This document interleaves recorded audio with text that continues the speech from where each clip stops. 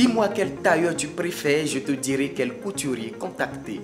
Ravi de prendre le rendez-vous avec vous. Ce soir, nous vous ferons voyager dans l'univers de la mode pour vous faire découvrir une grande styliste modéliste.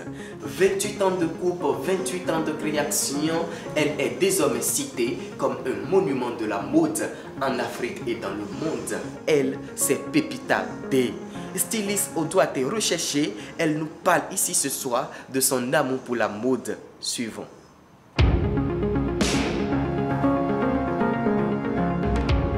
Alors, ma passion pour la couture vient d'un héritage de ma mère qui était couturière et professeure de couture dans les lycées. Donc, en la voyant faire, j'ai développé mon goût à la couture. Et au fil des années, en grandissant, j'ai découvert que j'étais douée pour cela. Donc c'est pour ça que je suis restée dans le domaine de la couture. Il y a eu des moments de difficulté, c'est jamais facile tout le temps. Il y a des moments où j'ai vraiment eu envie de tout laisser, où j'ai même regretté d'être venue travailler ici au Bénin parce qu'après ma formation, j'ai décidé de rentrer en 1991 pour venir travailler dans mon pays. Ce n'est pas les opportunités pour travailler en Europe ou aux États-Unis qui manquaient, mais j'ai décidé, j'ai fait le choix. Donc j'ai pu assumer ce choix jusqu'à un moment, mais il y a des moments où c'est vraiment, il y a beaucoup de situations qui font qu'on est découragé et qu'on n'a pas envie, on regrette le choix qu'on a eu à faire. J'ai eu des moments comme ça, mais ma passion pour mon métier a pris le dessus et je suis toujours là et j'aime mon métier et j'aime travailler au Bénin aussi. Parlez-nous un peu des moments forts de votre carrière. Alors, les moments forts de ma carrière, déjà ma première collection que j'ai eu à présenter en 1991, il est bien vrai que j'ai eu à faire beaucoup de défilés en France avant de rentrer chez moi en 91.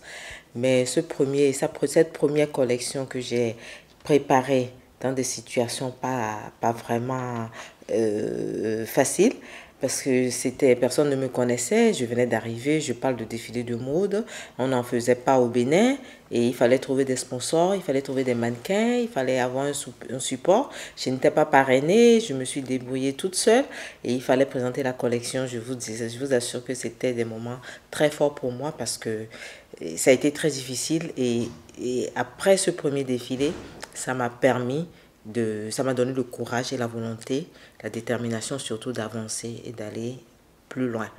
Il y a des moments, les moments de collection, les moments de rencontre avec d'autres créateurs, les moments où on découvre ce que moi j'ai pensé dans ma tête et que j'ai réalisé sur des tissus, les moments de transformation, les moments où je réalise un vêtement que j'ai pensé dans ma tête et qui est arrivé sur un papier et après qui est arrivé sur un mannequin.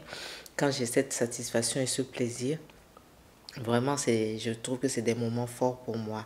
Et également, je pense que toute collection, toute aventure, toute expérience dans ce domaine, c'est des moments forts. Donc, je pourrais vous en citer beaucoup. Et je ne veux pas dire que tout mon parcours est parsemé est égal aux moments forts, mais il y en a eu beaucoup.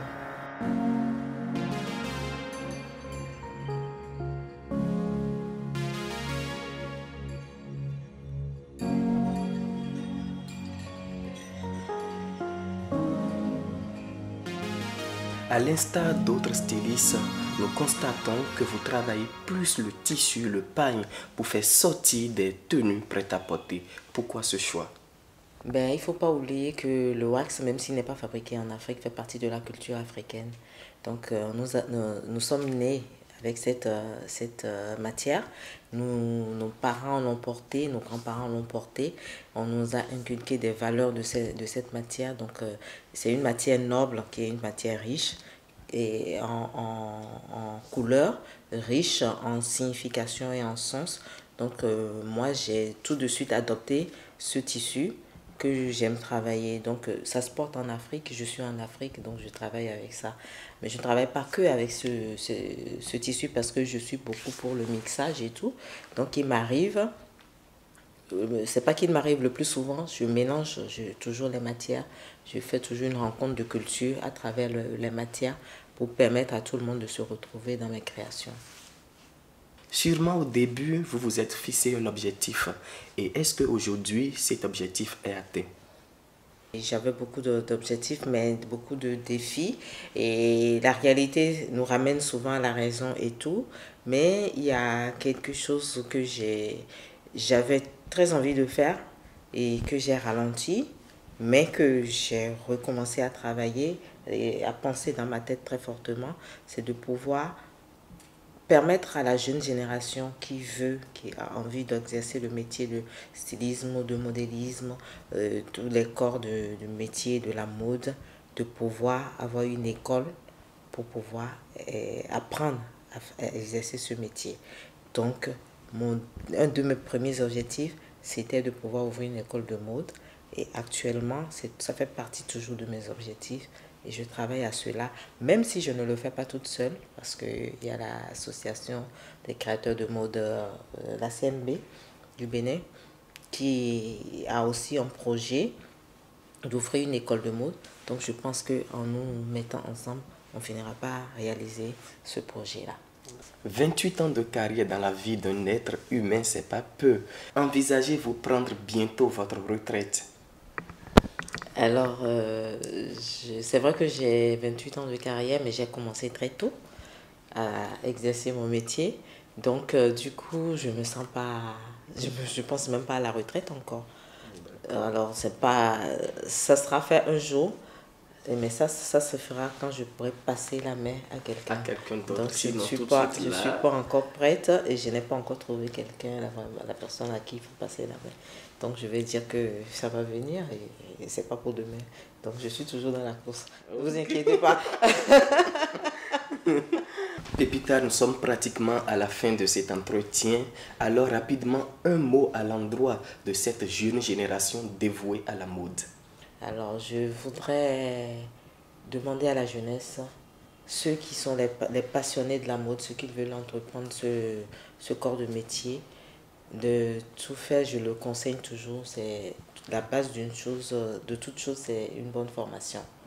Alors d'essayer et d'avoir la patience de faire une formation, de faire des expériences en faisant des stages pratiques, de ne pas avoir peur d'aller vers leurs désirs, vers ce qu'ils ont envie de faire, de montrer, de poser des questions, d'essayer de comprendre comment ça se passe pour pouvoir être un peu plus formé, parce qu'on n'a pas totalement les formations académiques qu'il faut, mais avec les expériences sur le tas, les échanges avec les autres créateurs, les partages d'expériences avec d'autres personnes, ça peut permettre à la jeune génération d'atteindre un niveau qui leur permet d'aller un peu sur le plan international.